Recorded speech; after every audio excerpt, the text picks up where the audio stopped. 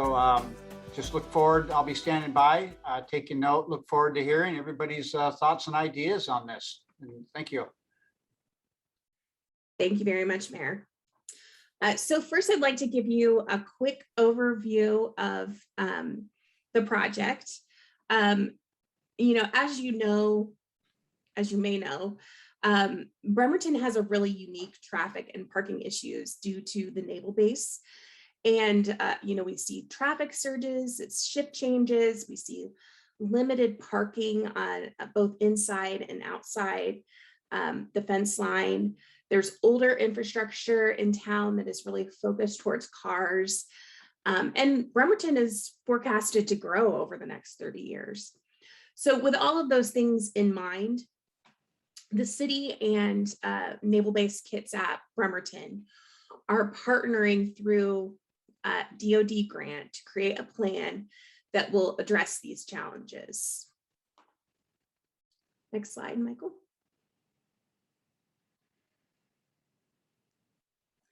So some of our goals for this project are to examine the existing and future needs for all of the transportation modes serving both Bremerton and NBK Bremerton.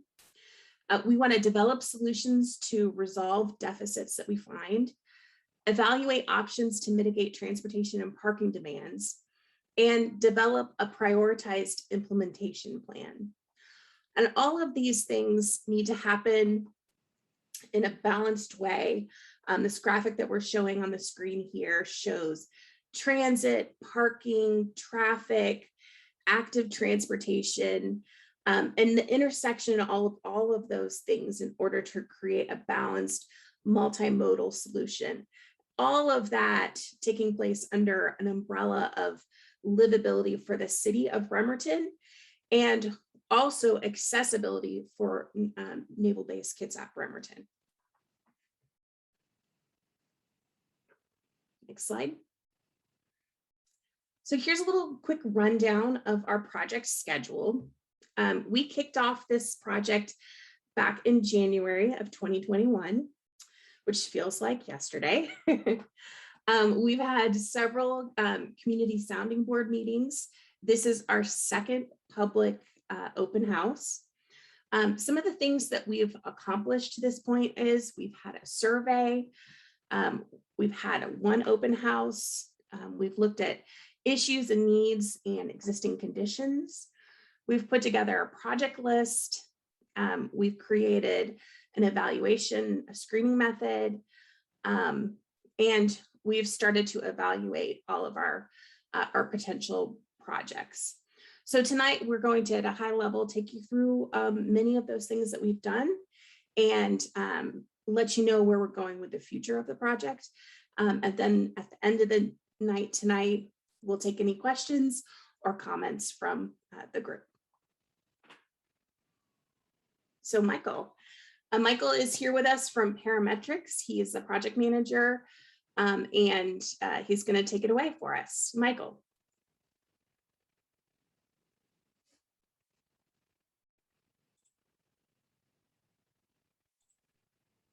Okay, am I unmuted? Yes, you are. Okay, great. Thanks, Katie. And I think one of the things Katie mentioned is that we're gonna go over some of the information, the survey results, and we're gonna talk a little bit about how that led us towards looking at some of the alternatives and what some of our preliminary findings are. But just as a reminder that there's a lot of information that's going to be available or is available already on the city's website. So please make sure you take the time to go to the website and look through the material that's there as well. That might help answer some of your questions. But please feel free to ask questions when we get completed with this presentation tonight too, and we'll hopefully be able to address those as quickly as possible.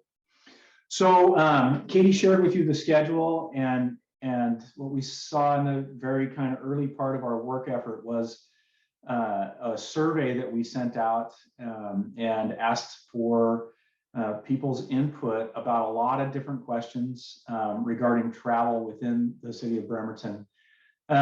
We did pretty good. We got about 600, almost 600 people completed that survey. which is a high enough number that the responses are statistically significant, which is great, so that we could use those and feel comfortable using those results to help guide us as we developed ideas and alternatives. So what else we learned is that, most of the people who actually responded are traveling really just for work. So 85% of the people are trying to get into Bremerton and out as work-based trips versus coming into the city for shopping or just going to the park, right? So it's mostly work-based trips. Also, we saw that 88% of the people who took the survey are traveling into Bremerton. The remainder of the folks who took the survey actually travel through. So they're traveling along SR3 or some of the other roads, and they're just traveling through the city to get to their destinations. And then of the folks that took the survey, over 60% are traveling into Naval Base Kitsap, Bremerton, or the Puget Sound Naval Shipyard area. And if you look at that map on the right there, you can see there's kind of a yellow highlight. That is really downtown Bremerton.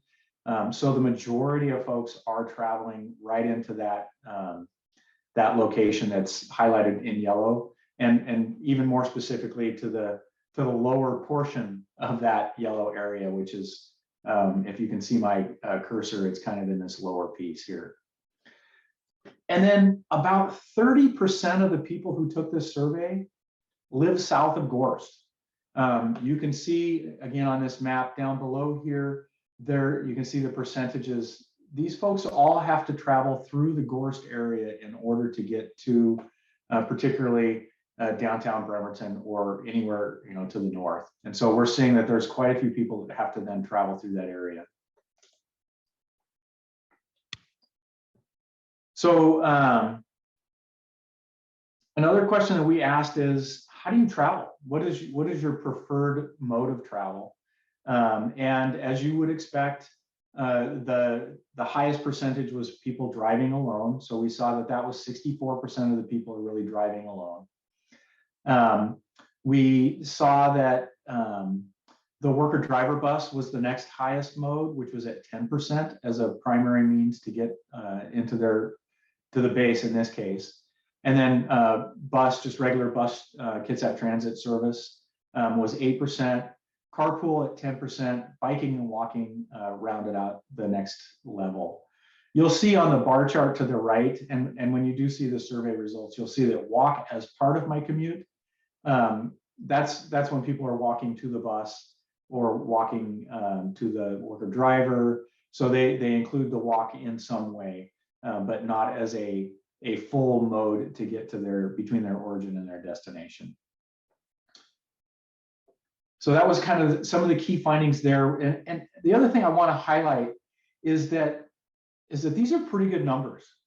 To have 64% drive alone versus in a lot of places it's higher, like 80%. And so I just want to use this moment to give some kudos to the city and Naval Base Kitsap, Kitsap Transit for working together to get that worker driver bus program to be as effective as it is now, as well as the buses and the carpools. So these are pretty good numbers. Still something that we wanted to talk about and think about how we could make improvements for future conditions with the alternatives that we're going to look at. So the next question that we asked was, so this is how you're traveling today. And this is really aimed mostly at the people who are the 64% driving alone. And the question is what would it take for you to change your mode and use a more high occupancy mode like transit or the worker driver bus, van pool, biking, or a different mode, which would be biking. And so we asked that question, and the first one was for transit use. Really no big surprises here. And we see this a lot in the industry, is that people really are looking for more frequent service, extended operation time. So a lot of times you'll see that transit comes in and serves an area just during a peak hour with a higher frequency, and then it really trails off later. And so people feel like they're delayed, and they're looking for a convenience factor. So similarly with express service and direct service, so I want door to door. again, these are things that are going to save the user's time. And so we saw that for the transit use. For van pool, really what we saw here, again, I'm going to just kind of stick with the convenience factor, is that they're looking for free or reserved parking so that they know exactly where they're going to be able to park. They have the same place, and they don't have to mess around with figuring out how to pay for parking, right? And distributing that across the different users. Then, free ride home service, if there's an emergency, that's pretty common that comes up in these kinds of surveys. Most large employers do provide that service. And so what we understand is there might be some work to be done to help inform employees about the services that are available, so that they understand how they can use those services to their advantage. And then the other one is hey, it'd be great to start up a car or a van pool, but then people look at it and they say, I don't know how to start this, and it's so complicated. So the people were looking for help in establishing the van pool so that they understand how to do it, and again, looking for that convenience factor. Very similar responses to the carpool, right? Again, free or reserved parking. They're looking for, free ride home. And then on the other side, how do we establish a carpool, right? And make sure that we have people participating. Next was biking. Again, very common responses that we see is how do you make people feel safe when they're riding a bicycle? And in this case, they're going to look for protected bike lanes. And that can be either buffer separated or just even a lane that's marked on the roadway so they know where they can ride, and drivers know that the bicycles are in a safe space. And then also providing new and improved bike lanes throughout the city is another idea that people came up with. And then finally, for the worker driver buses, we heard that people really were looking for increased shift flexibility and extended operating time, very similar to the transit requests. And again, you can see the common factor here is convenience. Whatever service is provided, people are looking for that convenience and ability to be flexible in their commutes. So the next question we asked was, well, so given all of the information that you know today about how you're driving in the area and traveling, what do you all think would be some reasonable categories for us to consider as we're moving forward with the different alternatives that we look at to help improve, or not just improve the travel times, but meet the goals, that balanced set of goals that Katie showed you earlier. And the first one, which is again, seems to be fairly obvious since the highest mode of travel was by single occupant vehicle, people are going to look for ways to improve roadway capacity, to reduce congestion and improve their travel times. And so that was the first one that we saw. Next was shipyard access.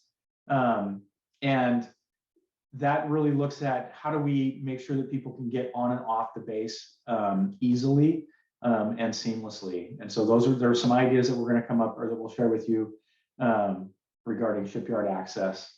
Roadway efficiency, that's a little bit different than capacity improvements in that if you can improve the roadway safety, then it's going to be more efficient because you'll see fewer irregular delays based on crashes. The other thing that really works for efficiency is to provide improvements for signal timing, okay, or signal control, or even just intersection control. And we'll talk a little bit more about some options there. And then active travel improvements, kind of the new term for bicycle and pedestrian is active transportation. So active travel improvements is really focusing, people are asking for focus on improving the sidewalks, again, the bicycle facilities, and making sure that people can get from wherever they're parking or wherever their last bus stop is or their bicycle ride to their destinations. And so we saw that was a pretty predominant request. And then finally, what can we do to make changes to the parking? And in this case, one of the questions was making more parking available at park and ride lots. But we took that to say, hey, what can we think about parking in general throughout the city? And so that was a big part of our conversation moving forward. So using all of that information, we said, well, what do we want to think about as we're developing these different alternatives? And we pulled the team together and wanted to first ask, what is it that we need to do that'll help us in the mode shift kind of arena? And so we looked at different ideas that might help with the mode shift. And one of those comes back to the parking. If parking is a little different, so parking availability is different, and it doesn't mean that it's gone, it means that it maybe is relocated. What might happen to the mode shift? So would people choose to maybe ride the bus more, or bike or walk if they're within a close proximity to their destination? So we started to talk about those different options. And then we did talk about roadway efficiency and balancing the roadway capacity needs with the livability. So what that means is, and it's back to that diagram that Katie showed you early on, that we really need to balance adding capacity through the city where there are single family homes all along Burwell, for example, or even along 11th and 6th. So there's got to be a balance with adding that efficiency and capacity with the livability inside the city. And then finally, we talked again about those active transportation improvements and where they would best connect, depending on where the parking availability is and where some of the ideas about transit expansion would be. So all of this had to go together for us to pull these different alternatives into some concepts that we could then evaluate.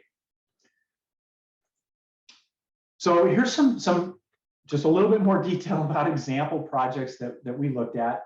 And so for capacity, one of the things that we looked at was adding lanes.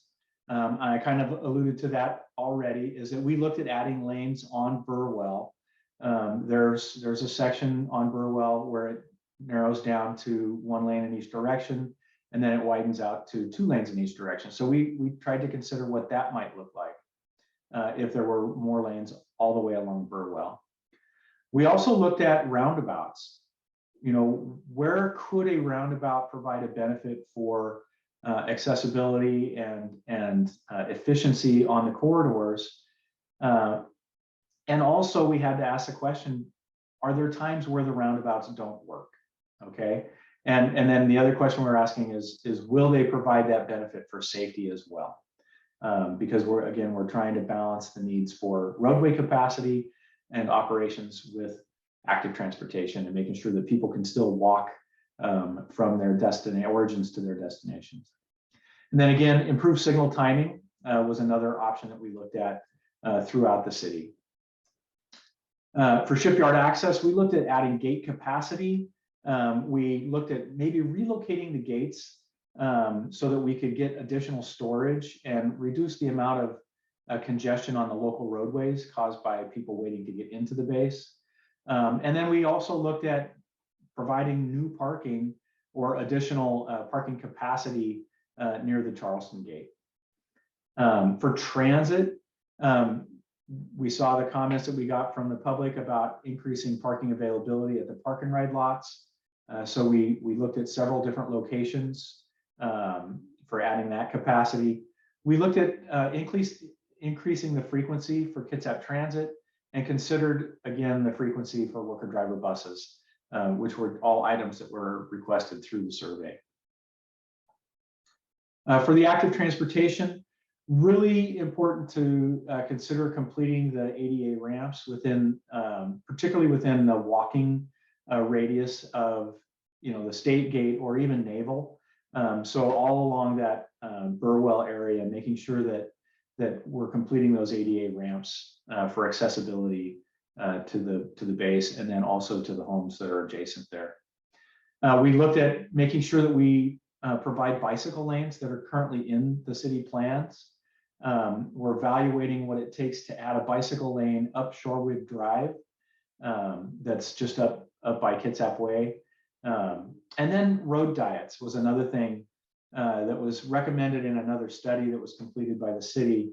And just for those of you who might not know what a road diet is, it essentially is taking a road that's got maybe 2 lanes in each direction and some parking on the roadway.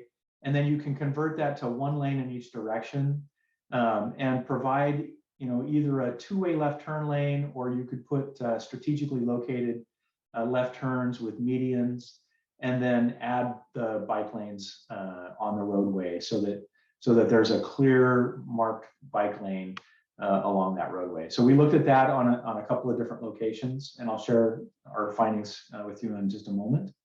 And then mode shift, really looking at making sure that we have new parking capacity close to the origins. And then we considered incentive packages, and we're still talking about what those incentive packages might look like with the different employers in the area. And then in order to make sure that people are really using the different modes, does require additional consideration for parking enforcement throughout the city, and making sure that people are adhering to the parking rules. And then we did consider new parking policies, particularly in the neighborhoods. Now, much of this is still in conversation. We're still trying to understand what those policies look like, what the balance will be between the policies, the parking, and the roadway capacity improvements. And so there's a lot still kind of in our conversations to make sure that we're getting that, again, I'm going to use a term, that right balance of each of the projects that are going to help us be successful at meeting our goals. So some of the early findings, I told you that I was going to talk a little bit about the road diets. What we did initially with the project is we looked at providing a road diet, so converting 11th and 6th, both of those roads to have 1 lane in each direction with a 2-way left turn lane and bike lanes.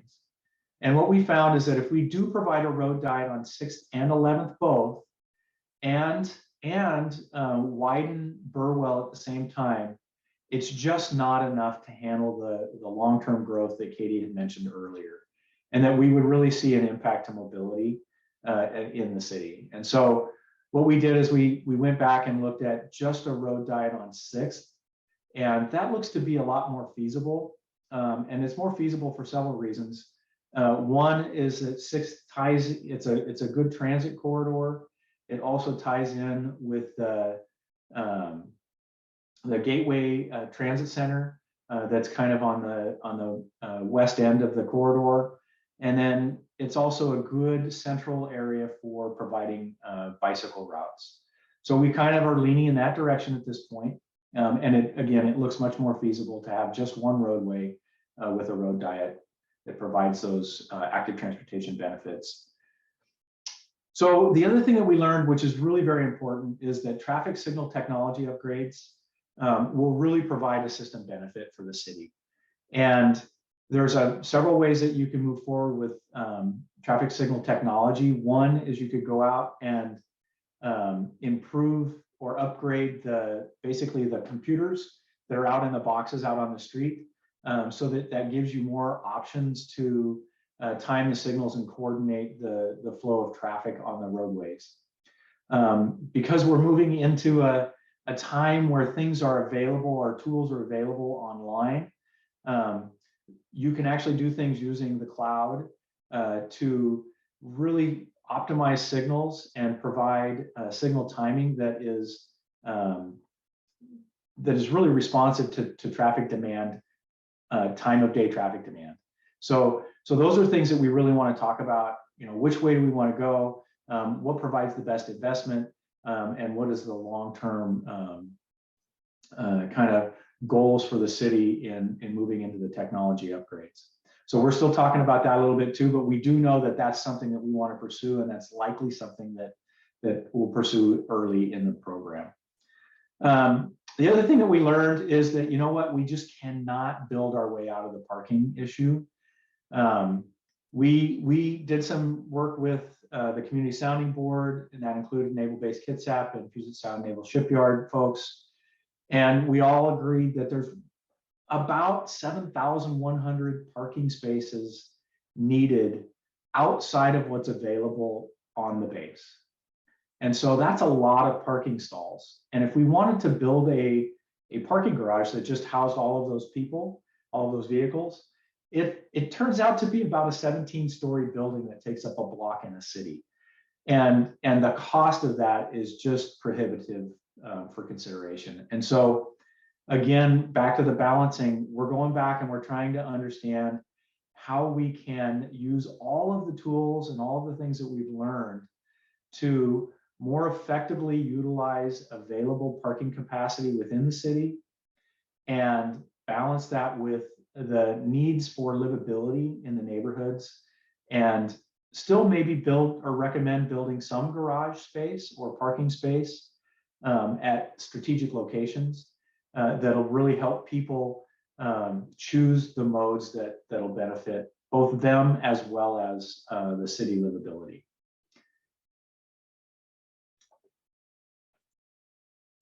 So I'm going to hand it back to Katie. She's going to talk about next steps and kind of close up this presentation. Thank you so much, Michael. You did a great job. So now I want to talk for a moment about where we go from here. So our goals to complete this transportation plan are to continue to collaborate with the Community Sounding Board members and members of the public to continue to get feedback, continue evaluation of our preliminary alternatives to understand the benefits of various projects, and start to refine and put together a preferred project list to provide benefit to our balanced set of goals. Then we'll estimate the cost and potential, estimate the cost of all of our preferred projects, and start to put together a potential implementation schedule. And we'll be back to share the results of that work at an open house number 3, which, going back to the schedule, I believe we had it out in May. Is that right, Michael? Sometime around May. So go ahead and advance the slide for me, Michael.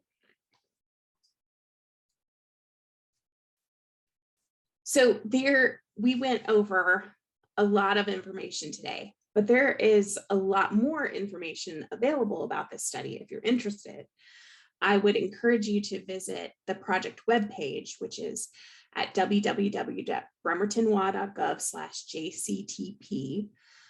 There you'll find links to the entire survey report that we talked about, our existing conditions report. You'll find notes and presentations from our Community Sounding Board and workshops that we've had. You'll find a recording from our very first open house. And this open house will also be posted to that website. So anybody that you know who might be interested in the study but wasn't able to make it tonight could check it out there. So there is also a comment form available on the webpage that you are welcome to use and share to submit your comments. Or you can call or email me as well if you're more comfortable with that. So with that, we will open it up to questions and comments. If you see at the bottom of your screen, there should be a little icon for reactions. And if you select that, you'll see raise your hand, and you can select that. And if I see your hand raised, I will unmute you and allow you to speak. There's also a chat function. So if you're more comfortable writing down your comment, please, or question, please do that, and we can address it that way as well. So let's see. First, I see Gretchen. So Gretchen, you should be able to unmute yourself now and go ahead. Hi, can you hear me? Yes. So I had a question. I'm a little bit late in the game. I haven't attended any other meetings, but I had a question about Montgomery and Callow. there's a parking lot and that is open to carpoolers who are going to the ferry, right? Is that open to PSNS employees as well who want a carpool? Do you know which one I'm talking about? Is that possibly at 6th and Montgomery? Oh, yeah, right. Yes. I believe that's the Kitsap Transit Gateway Center. And I believe that one is for it's not for commuters traveling to the shipyard. It's for commuters who are going places outside of the city. So it's for Bremerton people who would park there and then go to another location. But that is managed through Kitsap Transit, and they would have more information about how they're managing that resource at the moment. But certainly we are taking a look at that resource and how it could be utilized to benefit Bremerton. Yeah, I'm sorry. Can I ask one more question? Because a lot of what I read sounded like it was geared towards people wanting incentives to carpool. You know, when I looked at the studies online, because I know that there's a lot of families and things in PSNS who need to get kids to and from school and all that. And so I don't know what considerations have been given to benefits for carpoolers. Because I work in the shipyard. I'm a social worker in the shipyard and am not aware of a matching program for carpoolers either. I just wonder if that's being considered.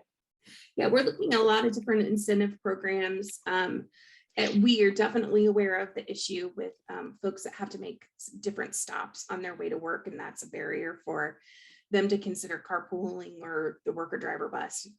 Personally, an issue that I have myself. I have a little one that needs to go to daycare in the morning, so that can make public transit a little bit more difficult to manage.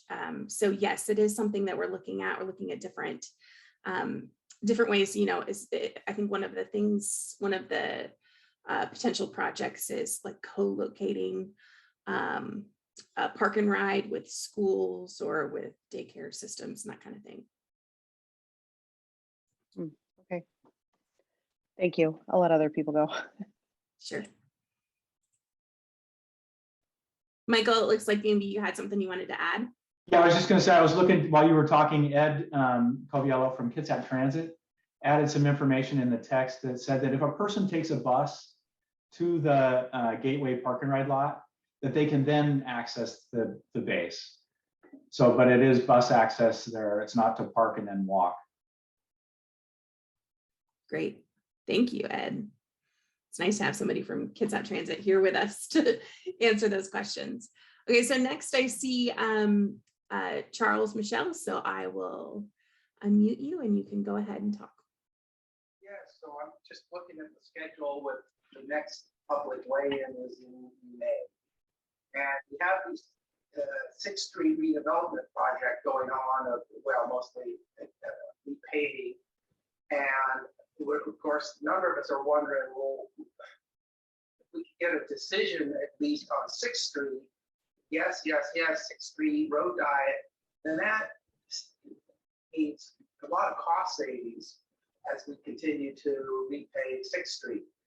I think it's phase 3 or something is coming up. So can you please talk about that timing with this project timing and how all that's working out? Yes, so let me just summarize your question because it was a little hard to hear. So I want everybody to hear what you were asking. You were asking about the potential to have a road diet on 6th Street and the schedule for that decision making and whether that decision making will continue to line up with the 3rd phase of the repaving for 6th Street. And the answer to that question is yes, our timing is lining up well to make that decision so that that rechannelization could line up with the third phase of the 6th Street repaving. We are planning it as we move early into next year and we start to understand a little bit better our list of potential projects and how 6th Street fits in with that, and what other projects are needed to make 6th Street work.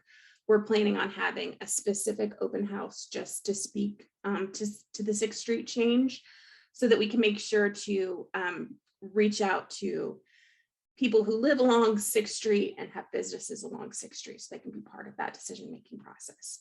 So, so while the next time we talk about the whole JCT project will be in May, we're going to talk about 6th Street before then. So I hope that answers your question.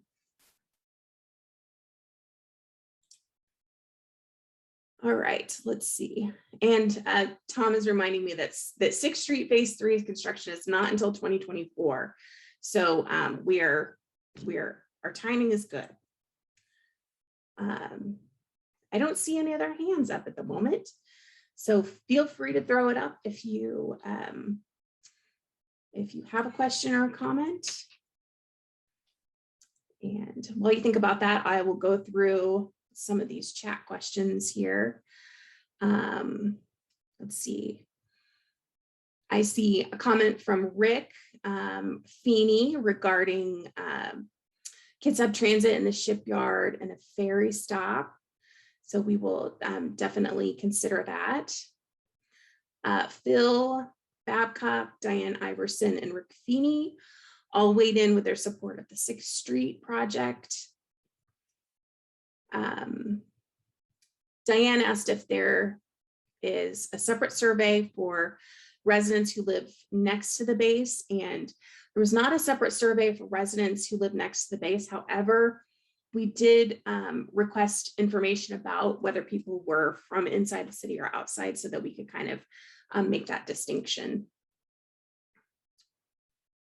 See information from Ed.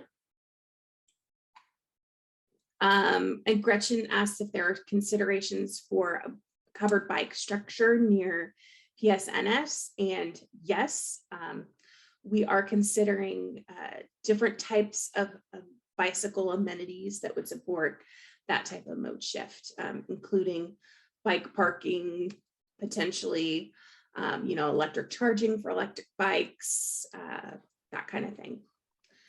So let's see, I see Lucas with Lucas Wild with your hand up. So you can go ahead.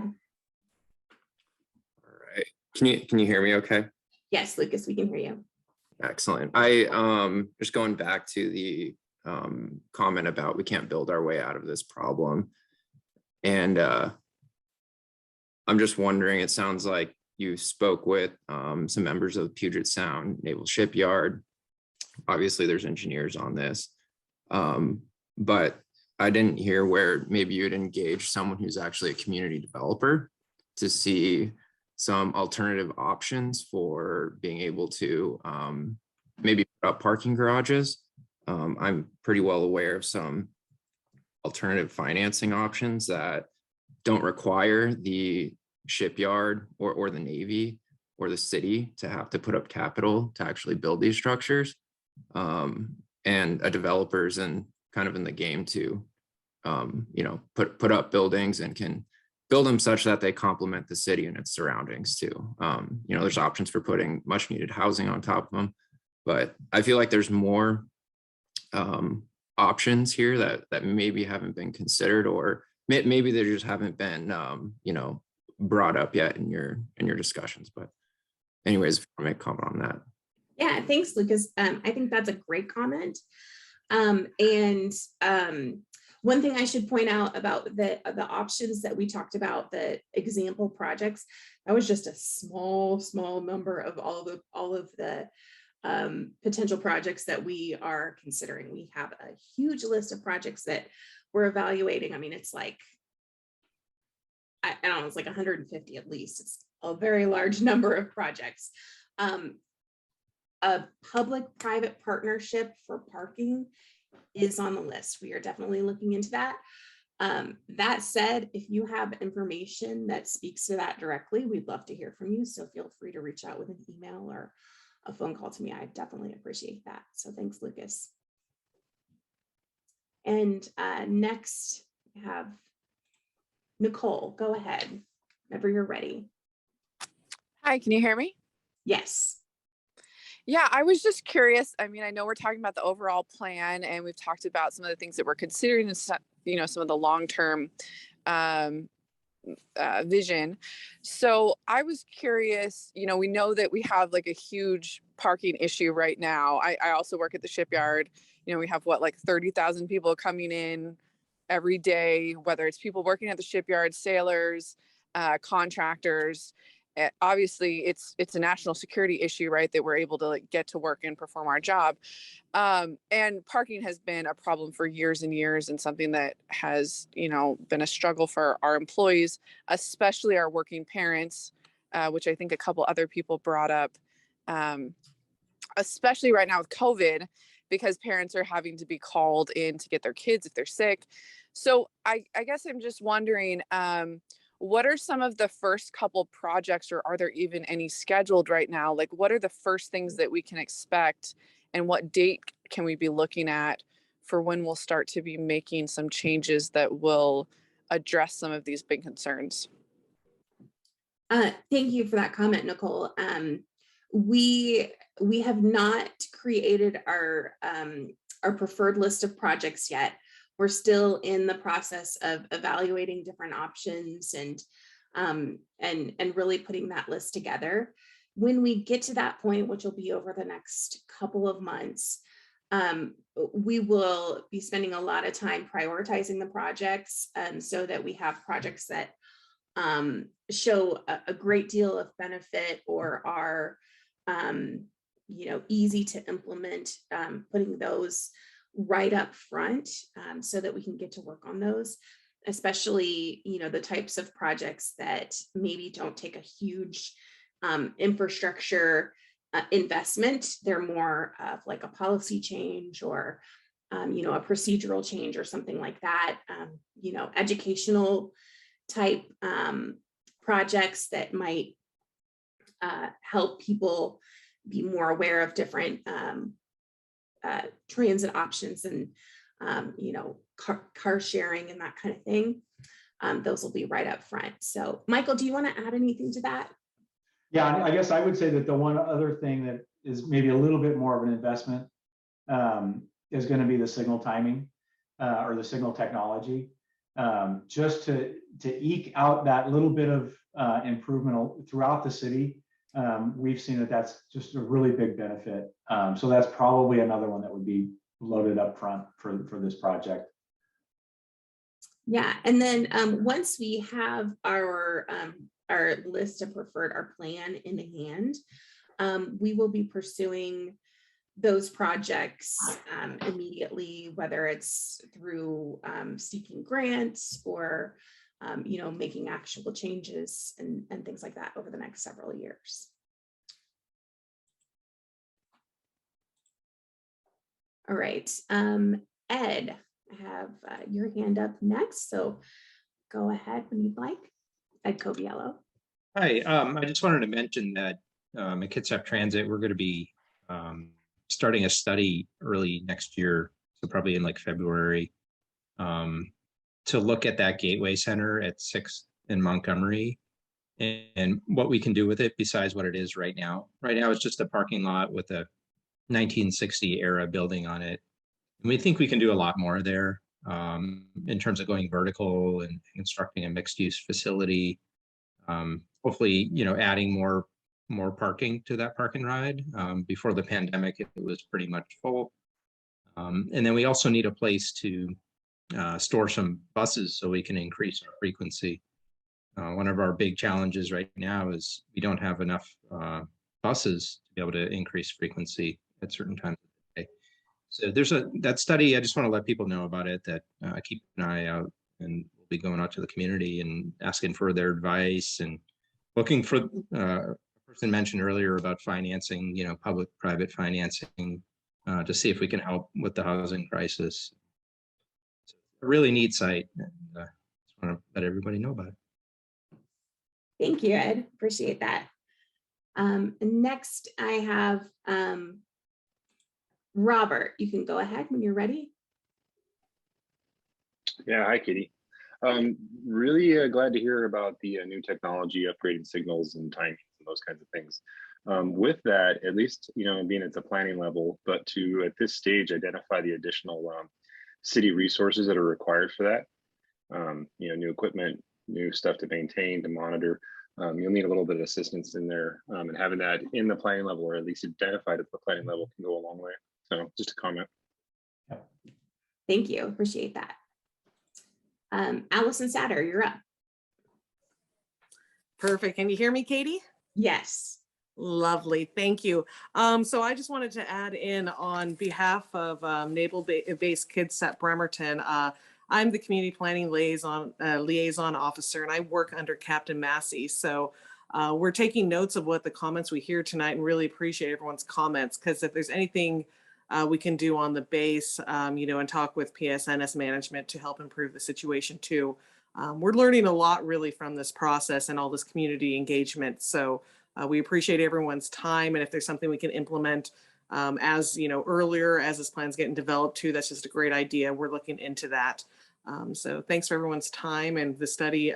You guys did a great job with your presentation tonight. So we're looking forward to what this results come up with. So thanks. Thanks, Allison. I appreciate that. Let's see. I saw Charles again. Go ahead. Yes, Allison coming on just made me think about the Shorewood Drive Shared Use Path project connecting Jackson Park to Kitsap Way near Dairyfleet, and wondered if either you or Michael or Allison might be able to comment on the Navy's position on that and plans. It's definitely something that's on our radar. Allison, if you'd like to comment, go ahead and throw your hand up. It's a good connection, and it's definitely something we're considering. So go ahead, Allison. Perfect. Charlie, thank you for your comment. We did receive a few endorsement letters that Tom has forwarded over about that trail. And again, with me being the new community planning liaison officer, been on the job for about 5 months, I'm getting caught up to speed and getting everyone in the right room to have the conversation. So I appreciate your patience, and we're working on it, and hopefully we'll have an answer, and we're just considering all the portions of it. But we're definitely having the conversation, and we're hopeful with this study we'll definitely have a response sooner rather than later. Thank you. All right, next I see Nicole, go ahead. Yeah, so I just had a quick follow-up. Again, I'm from the shipyard, and parking comes up, all the time. Like I said, this has been something that employees have struggled with for several years. And like you said, we have a deficit currently of, what was it? Did you say about 7,000 in the documents of parking spaces that we need? So I guess I'm curious if employees at the shipyard have like ideas or questions, where would be the best place to send those in the meantime? Would it be to Allison, who's the NBK person, or what would that look like? I think for the purposes of this study, if you would send them to me, that would be great, or through the project webpage comment form, so that we can make sure that that comment is recorded for this study. If it's really something that's very specific to inside the gate operations, I would go ahead and just forward that to Allison for you, so that she can have it too. And if that's something that the shipyard can act on, before the end of the study, Allison would be able to take it from there. All right, I am going to switch back to chat comments for a second here. I have a question from Diane Iverson. about wondering if there's a fee for employees to park their cars. And I believe, and correct me if I'm wrong, Allison, but if the shipyard workers have a permit to park inside the shipyard or at the Navy garage that's at 4th and Park, those permits are free. Certainly many employees pay for parking. I'm getting a thumbs up from Allison, thank you. Certainly many employees do pay for their parking. There's paid parking through the city. There are private lots. We know that there are some people who, sell space in their driveway and that kind of thing. So many shipyard employees do pay for parking. And then I have a question from Rick Feeney. It looks like it's more like a comment about First Street contraflow bike lane from Callow to Naval to 4th Street. And that is one of the projects that we are taking a look at. So we're considering that. Thank you. Gretchen, comment about covered bike parking. Thank you. Thank you, Lucas, for your comment about our presentation. Might be something spam. I don't recommend clicking on that link. Sorry, Mark, if that's legitimate. From Diane, in the case of a natural disaster, gorse could be wiped out. Have you considered how shipyard workers could get to work? I think, you know what, that's a great comment to actually talk about gorse for a second. That's something that we didn't touch on in our presentation. So I'm going to hand it over to Michael to give us a quick comment about gorse.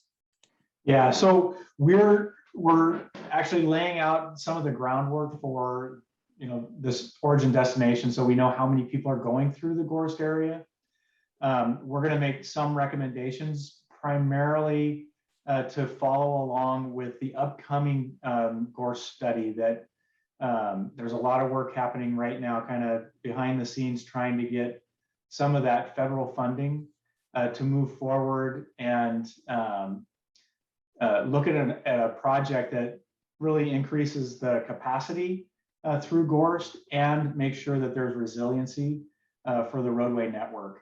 And what we're trying to do is not get ahead of that project, because they've already got some recommendations out of the SR16 study, but that there's a whole new study that's going to go on that's going to cover the whole gorse area. Again, we're going to make recommendations for the things that we see are needed. And I think it's going to be that next gorse area study that will conclude. And the capacity improvements and the resiliency, alternate routes and making sure that things are lifted, and that's a much higher cost item than what the city of Bremerton is going to cover, and so that's more of a state project. So we are going to coordinate. We're going to make sure that we're putting the right information in this report so that it can get included and addressed in that next gorse study. Thank you, Michael. Yep. And then I have a comment from Nicole about considering electric scooters and bikes like they have in downtown Seattle. I think that is a great consideration, and it is something that's on our list. So thank you very much for that comment. We like things that reduce car traffic in the city. And then for Mark, it was that link is to a TED Talk about Urban Wire or a Sky Tram system. Oh, great. Okay. So it looks like that might be legitimate. Thank you, Mark. I appreciate you following up on that. All right. So that wraps it up for questions. Charles, I see your hand up. Did you have another question? Oh, I'm sorry, I got to lower my hand. No, I don't have another question. Okay, that's great. I just wanted to double check. Thank you. All right, I don't see any additional hands up, so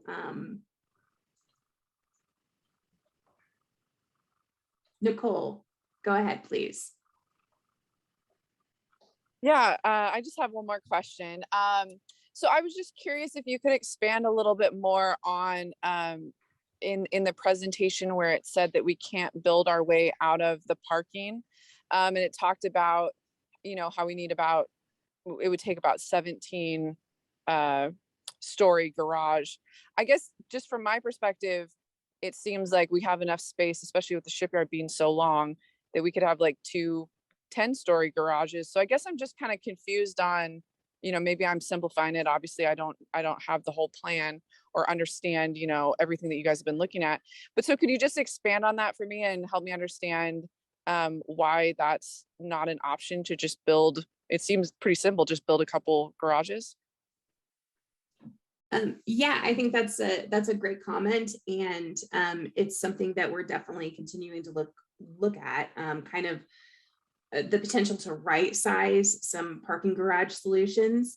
Michael, why don't you expound a little bit on our cost estimates for and the actual space that it takes to make the parking garages, and kind of talk about what our cost estimating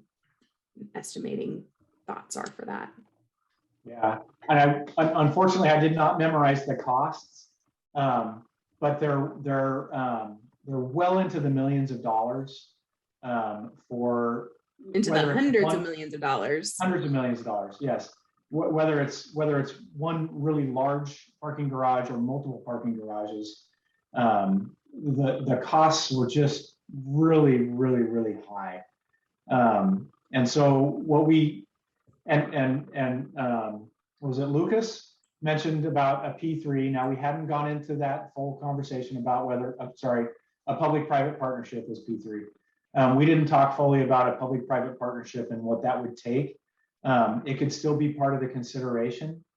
But the other thing that we wanted to think about is, do we want to funnel everybody into a parking space still within the city and not really achieve the livability metrics that we were trying to achieve as well? And so again, I'm going to kind of back into that balancing piece, is that what is the right size of a garage that we could build in several different locations to then give people the opportunity to choose a different mode, and then possibly reduce the amount of traffic that's coming into the city and moving through the neighborhoods, and honestly competing with ferry traffic and people living right there adjacent to the base. And so that's really where we're at, is we're backing it up a little bit to say, look, let's not just build this big thing.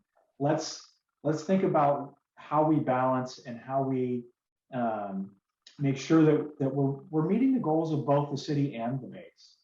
And so that's part of what we have to really focus on now. And honestly, you can always, if you've got enough money, and you can build it, right? Engineers can engineer things. But for the size of those garages, you'd likely be taking quite a bit of right of way, because you have to get access into the garage. And then there's the visual aspect of having a 10, 17 story building. So these are things that we have to consider. Again, so I really like the term that Katie used a second ago.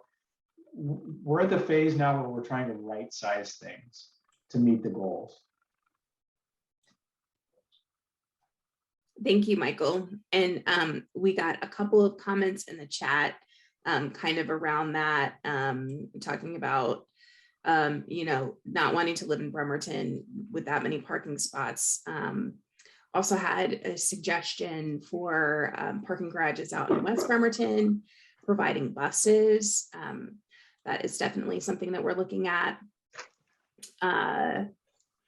Also, wire transit buildings with parking and active uses in Gorst, with a centralized transit link solution for Port Orchard, Bremerton, and Belfair. That's a really interesting idea. Thank you, Mark. and a mark, linking that would create a link to PSNS, the airport, the raceway housing. Yeah, so that's definitely a very, very interesting idea. And I think we've got some Gorst ideas as well. So thank you. And thank you for that comment. Michael, did you want to add to that? I did. Actually, I was just going to go back to the price question. Alex Atchison, who's with Parametrics, she's kind of behind the scenes there, and she shot me a text and said that when we did our estimate for the single 7,100 stall garage, it came over $560 million. So that kind of gives you an idea about the cost. Yeah, pretty high. Pretty It high. kind of goes up exponentially because of the height of it. So Right. we could reduce the cost of those by putting multiple smaller parking garages, which is, like you said, what we're trying to do with the right sizing. But then, you have more land space that you take up. So it's a complicated question. So, all right. Well, I don't see any more hands up.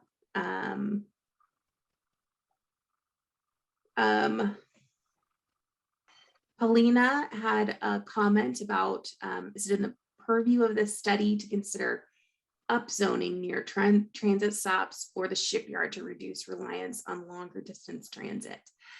That is an excellent question. It's definitely something that we have considered in cooperation with the city's comprehensive plans, and where the city expects more density to be as we move into the future.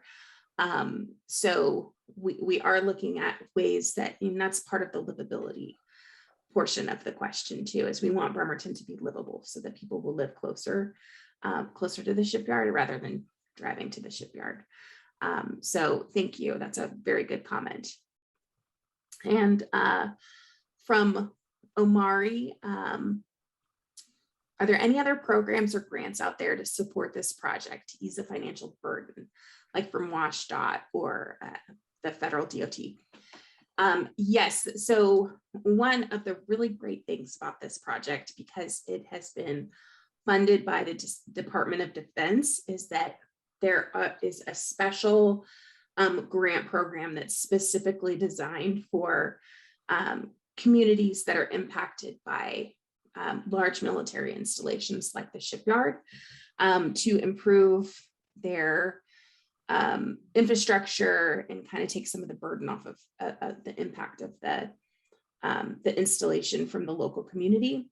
So with this study kind of outlining the projects that we should do, we will be able to tap that grant resource. And then we will also have all of our traditional grant resources, which includes WashDOT grants and includes other federal grant resources. Let's see. And then Rick Feeney had a comment about a large parking lot between Gorse and Gold Mountain. So out there in the PSEC area, I think would that be where that is. Thank you, Rick. So I think with that, we'll pretty much wrap up.